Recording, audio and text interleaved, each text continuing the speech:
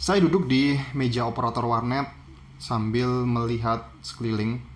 Dan waktu itu 10 tahun yang lalu, saya adalah seorang operator warnet, saya adalah seorang mahasiswa yang mencari part-time sebagai seorang operator warnet. Karena saya berpikir bahwa ya lumayan lah, zaman dulu kan internet belum sebanyak sekarang, belum sekenceng sekarang.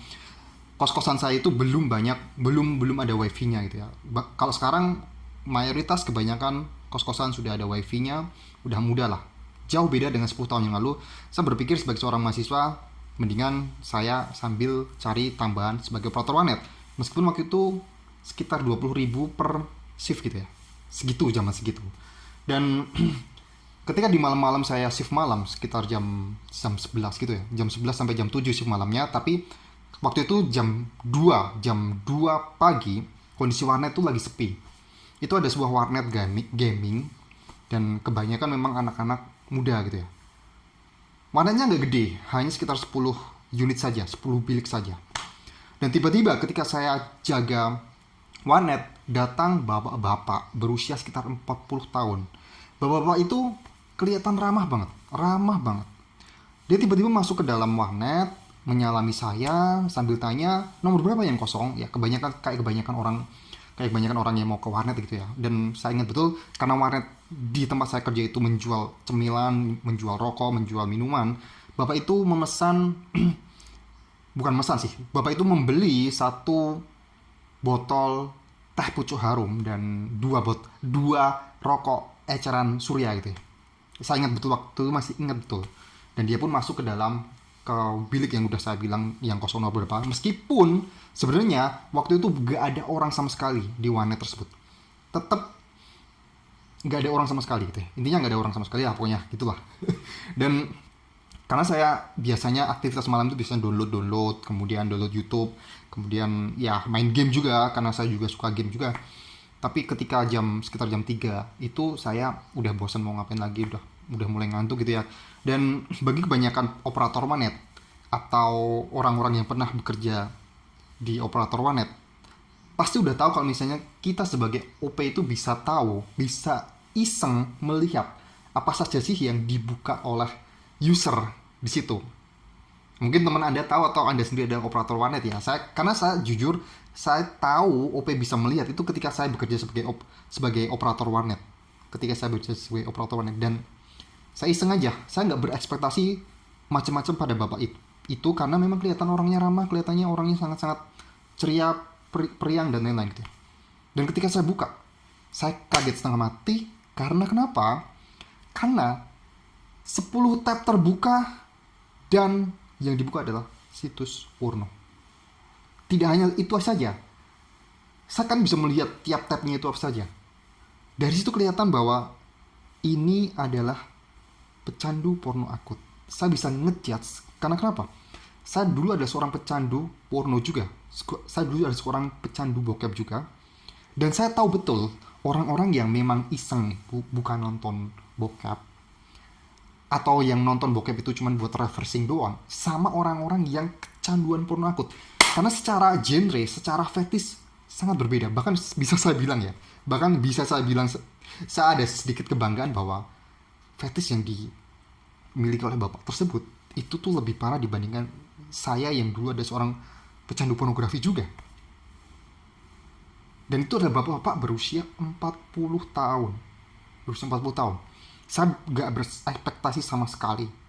Dan ya udahlah, karena saya sebagai seorang operator warnet ya, saya berusaha untuk tetap santai saja dan kalem biasa saja. Karena saya melihat bahwa bapak ini kayaknya baru pertama juga di warnet saya. Saya tidak mau dia jadi kapok atau gimana gara-gara saya yang so asik atau gara-gara saya tahu dia ngapain aja gitu. Dan ya sekitar jam 4 subuh dia balik.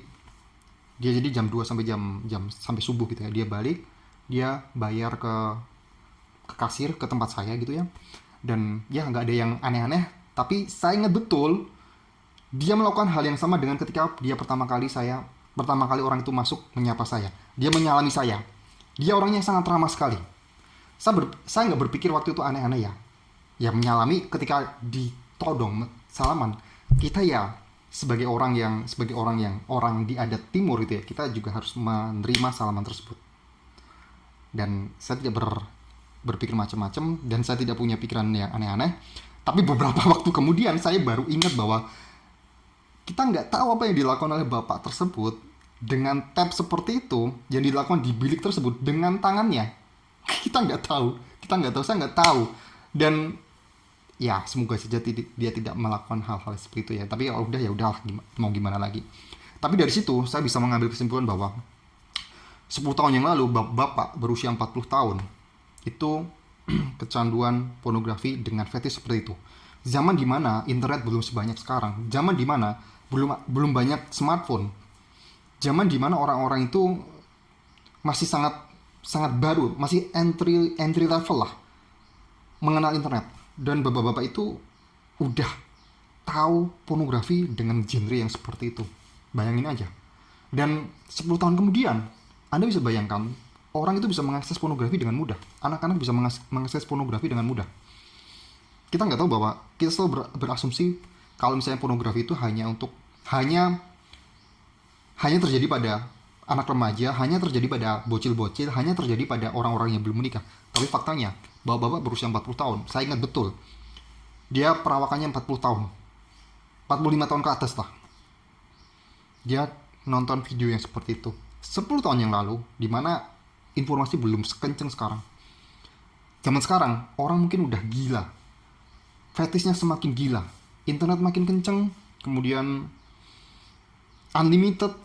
Orang bisa lebih mengeksplorasi pornografi, orang bisa jadi tahu genre-genre yang aneh-aneh. Zaman segitu aja udah aneh, apalagi sekarang. Apalagi ada era AI. Ada era AI, orang tuh makin nonton pornografi dengan sesuai imajinasinya. Karena saya tahu ada situs AI atau ada situs pornografi yang menggunakan AI untuk menciptakan imajinasinya. Zaman sekarang sudah segila itu. Dan itu tidak hanya menyerang anak-anak, tidak hanya menyerang remaja. Saya yakin masih banyak bapak-bapak yang berusia 40-50 tahun, 60 tahun bahkan yang justru makin gila dengan pornografi ini. Mungkin secara hubungan sex life-nya dengan istrinya itu mungkin tidak puas atau gimana, dan dia melakukan pelarian dengan pornografi. Dan ini kalau misalnya kita selalu menganggap ini adalah sebuah kecanduan yang biasa, saya nggak bisa bilang itu biasa ya. Karena kenapa? Lihat dari fetishnya, lihat dari genrenya, mana ada sih orang yang nonton pornografi untuk pelampiasan karena sex life-nya dengan istrinya kurang begitu memuaskan, itu kemudian nonton yang genre seperti itu. Saya nggak yakin, kalaupun nonton genre pornografi hanya untuk pelampiasan rasa kecewa dari istri, pasti ya pornografi yang normal-normal saja lah, yang ya seperti ibaratnya entry levelnya pornografi lah. Tapi ya saya nggak usah bilang lah genrenya apa gitu ya. Dan ini semakin parah. Mungkin orang-orang itu dari awalnya mungkin orang itu nggak puas dengan istrinya, nggak puas dengan sex life dengan istrinya, kemudian memuaskan dengan pornografi. Awalnya mungkin biasa-biasa saja, tapi Anda harus tahu bahwa bagaimana cara dopamin kita bekerja, itu tuh semakin kita happy, semakin kita menambah kadar sensitivitas. Oke, mungkin pornografi yang biasa udah nggak mempan, pornografi yang konvensional itu udah nggak mempan, naikin lagi derajat kecanduannya dengan genre yang lebih ekstrim, meledak. Ini kalau misalnya nggak disadari betul, akan banyak orang yang ibaratnya nggak mengenal usia lah ibaratnya pornografi ini. Tapi problemnya bagi kebanyakan orang-orang yang udah dewasa, saya masih malah semakin miris dengan yang orang-orang dewasa masih kecanduan pornografi. Meskipun saya mengatakan bahwa kecanduan ini tidak mengenal usia, tapi kalau bagi orang-orang dewasa, dia pasti akan malu sekali kalau misalnya dipandang masih kecanduan kayak gitu. Padahal sebenarnya itu adalah hal yang sangat, dalam artian normalnya gini, itu tuh bisa kena siapa saja gitu ya, tidak mengenal udah nikah atau enggak. Karena yang saya yakini sebagai seorang mantan pecandu pornografi, kita bisa kecanduan pornografi karena something happen pada diri kita. Ada suatu mental yang terjadi pada diri kita yang it's wrong, yang membuat kita bisa kecanduan pornografi. Entah itu depresi, entah itu stres, entah itu low self esteem, Pokoknya ada masalah dalam hidup sehingga kita bisa kecanduan dengan PMO, pornografi, masturbasi, dan orgasme. Dan kita sebagai manusia akan selalu ada masalah-masalah seperti itu. Jadi wajar kalau misalnya orang tuh bisa kecanduan pornografi di usia berapapun. Selagi kita adalah seorang manusia, kita akan selalu menghadapi stres, kita akan selalu menghadapi masalah. Problemnya adalah sekarang semakin mudah orang itu mencari pelampiasan stresnya, mencari coping mekanismenya dengan hal yang bisa dibilang buruk, hal yang sifatnya cuman kesenangan instan. Pornografi salah satunya adalah instant gratifikasi yang paling mudah, yang paling cepat diakses. Karena kalau kita berbicara rokok, kita berbicara narkoba bahkan, kita butuh biaya. Tapi kalau pornografi, semua orang bisa mengakses, asal ada wifi, asal ada pakai data, asal ada HP, semua orang bisa mengakses, dan ini justru malah bahayanya. Dan kebanyakan orang selalu berpikir bahwa pria wajarlah nonton pornografi. That's wrong. Itu yang seharusnya mulai dipikirkan ya. Kalau kita melihat seorang yang udah dewasa 40-50 tahun, kalau kecanduan pornografi, kita jangan heran bahwa ya, selagi kita sebagai manusia punya banyak masalah, akan selalu ada potensi kecanduan seperti itu. Solusinya adalah bentengi diri kita dengan bagaimana kalau kita misalnya datang ketika kita stres, kita bisa menghandle.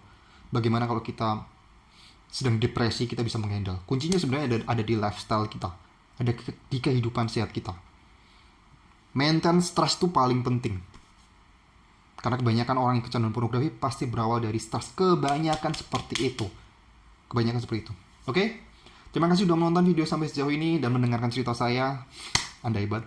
Dan kalau misalnya Anda pengen download paket berhenti PMO, Anda bisa klik linknya ada di bawah di deskripsi ini. Anda bisa konsultasi dengan diri saya. Saya tidak menjual kelas, saya tidak menjual informasi, saya menjual transformasi di sini. Kalau Anda serius untuk keluar dari kecanduan pornografi, klik link yang ada di deskripsi, dan sampai jumpa di video berikutnya.